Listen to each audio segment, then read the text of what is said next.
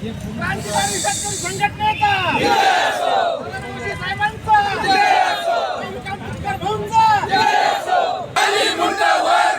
शेतकरी एकजुटीचा शेतकरी एकजुटीचा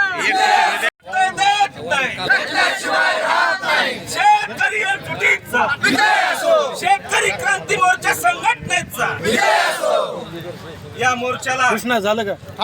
एक जिल्हा प्रशासनाला विनंती करणे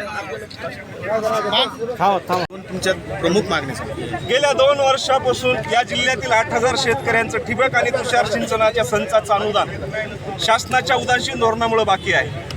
खरं तर राष्ट्रीय कृषी विकास योजनेमध्ये ही योजना गेल्यापासून इथल्या सरकारी वरिष्ठ अधिकाऱ्यांची अनास्था केवळ उपयोगिता प्रमाणपत्र म्हणजे युटिलायझेशन सर्टिफिकेट न दिल्यामुळं या योजनेमध्ये पैसे असून सुद्धा शेतकऱ्यांना पैसे मिळत नाहीत. एकीकडं लाडक्या भाऊ योजना काढायच्या, लाडक्या बहीण योजना काढायच्या, शेतकरी वाऱ्यावर सोडून द्यायचे. कृषी मंत्र्याच्या जिल्ह्यात 8,000 शेतकऱ्यांची ही परवड चालू आहे. कृषी मंत्री साहेब तुम्हाला हे शोभतंय का? हा आमचा त्यांना सवाल आहे. त्यामुळे त्यांनी येणाऱ्या 8 दिवसामध्ये या शेतकऱ्यांच्या खात्यात पैसे मिळावे. तुम्ही राजकारणासाठी तुमच्या मतासाठी कुठल्याही यात्रा काढत असाल, पण शेतकरी आज जिथं तुमच्या दारामध्ये आक्रोश करतोय याची तुम्ही दखल घेणार का?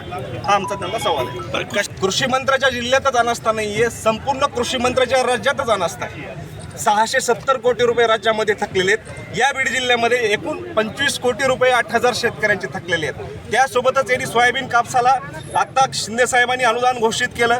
गेल्या वर्षी जवळपास 60% लोकांनी ई पीक पाहणी केली नाही. केवळ रेंज उपलब्ध नसल्यामुळं, मोबाईल उपलब्ध नसल्यामुळं, ई पीक पाहणी नसल्यामुळं ते शेतकरी वंचित राहणार आहेत.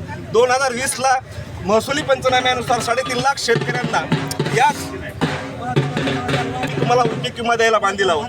ते त्याचा एक इशारा काय असणार आहे? येणारे 8 दिवस आम्ही सरकारला या ठिकाणी मुदत देणार आहेत. आता जिल्हाधिकारी येतीलच. जर त्यांना यायचं नसेल तर आम्ही सगळे त्यांच्याकडे जाणार आहेत. आम्ही त्यांना इशारा देणार आहेत 8 दिवसात पैसे द्या, अन्यथा येणारा 15 ऑगस्ट झेंडावंदन तुम्हाला आम्ही करू देणार नाही.